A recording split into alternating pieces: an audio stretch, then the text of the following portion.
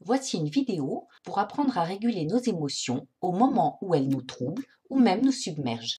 Cela concerne toutes les émotions désagréables. Les peurs quelles qu'elles soient, peur de prendre les transports, peur de conduire, peur du noir, du vide, de l'eau, peur de prendre l'ascenseur, peur des endroits fermés, peur de la foule, peur de sortir de chez soi, peur de certains animaux, peur d'attraper des maladies, de mourir, peur d'échouer, de ne pas y arriver. Ou alors quand on est en colère, agacé, irrité, jaloux, rancunier, ou qu'on a honte, ou qu'on se sent coupable, ou quand on est triste, désespéré, démotivé. Ça peut être ces mouvements d'humeur, de découragement, d'impatience, ou encore tous les petits stress qui nous prennent inutilement de l'énergie et nous fatiguent au quotidien. Quand une émotion nous saisit, c'est un peu comme si on en était prisonnier. On est coincé dans son émotion. Et quand on en est là, que fait-on? En général, on a tous des trucs pour tenter de gérer la situation. Certains vont penser à autre chose, vont se raisonner, dédramatiser, essayer de comprendre ce qu'il se passe, tenter de trouver une solution, se calmer par des techniques respiratoires ou de visualisation, court-circuiter son émotion en se lançant dans une activité, etc.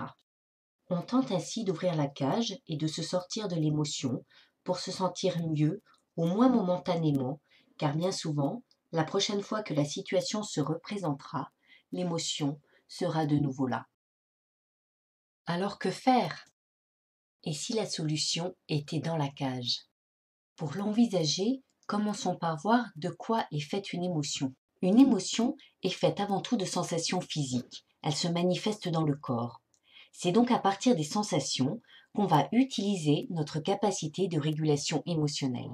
Donc, plutôt que de chercher une solution pour sortir de la cage, ce qui équivaut à gérer son émotion, on va observer ce qui se passe dans le corps. Et pour que cela se fasse au mieux, on va commencer par fermer les yeux. Et là, on va se poser la question, qu'est-ce que ça fait dans mon corps?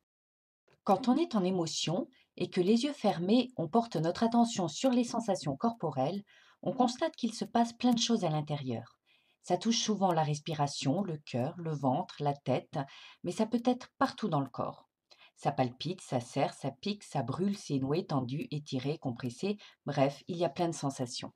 Alors, les yeux fermés, on repère les trois sensations les plus prégnantes. Pour réguler nos difficultés émotionnelles, il suffit d'être en contact avec nos sensations et de les laisser évoluer, c'est-à-dire de les laisser faire, de les laisser se transformer d'elles-mêmes en restant seulement observateurs.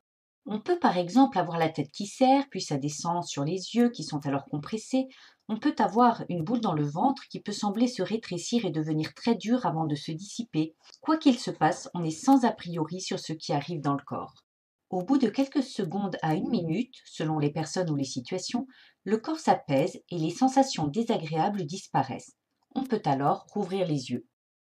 Après quelques secondes, on repense à la situation qui avait provoqué la réaction émotionnelle indésirable pour valider le fait qu'on a bien régulé son émotion. Et si de nouvelles sensations apparaissent, on refait l'exercice pour finaliser le processus. Résumons. Quand une émotion nous perturbe, on ferme les yeux, on repère trois sensations dans le corps, on les laisse évoluer sans rien faire et sans a priori jusqu'à apaisement, on rouvre les yeux, et après quelques secondes, on repense à la situation pour valider la régulation émotionnelle, et s'il reste des sensations désagréables, on recommence l'exercice une fois. Pour terminer, voici quelques pièges à éviter. Premier piège, pensez à la situation quand on a les yeux fermés. Ça réactive alors le programme émotionnel et les sensations ne peuvent évoluer et s'apaiser. Donc, on lâche la situation une fois qu'on a les yeux fermés et si elle revient à l'esprit, on la laisse partir en tournant son attention sur les sensations corporelles. Deuxième piège, focaliser son attention sur une sensation. Cette sensation risque alors de s'intensifier et le corps n'arrive pas à l'apaisement. La solution est d'observer l'ensemble de ces sensations et si on se rend compte qu'on est trop concentré sur l'une d'elles, on reporte son attention sur les autres sensations qui étaient présentes au départ. Troisième piège, agir sur les sensations, par exemple en les contrôlant par la respiration ou d'autres techniques apaisantes. Cela met fin au processus de régulation émotionnelle car les sensations sont calmées momentanément, mais elles reviendront à la prochaine occasion. Dans cet exercice, on laisse vraiment faire le corps sans intervenir. On reste un observateur passif de ce qui se passe sensoriellement. Pour vous aider à vous approprier cette démarche de régulation émotionnelle ou pour faire des séances de régulation en différé lors de consultations, vous pouvez me contacter via mon blog ou par mail.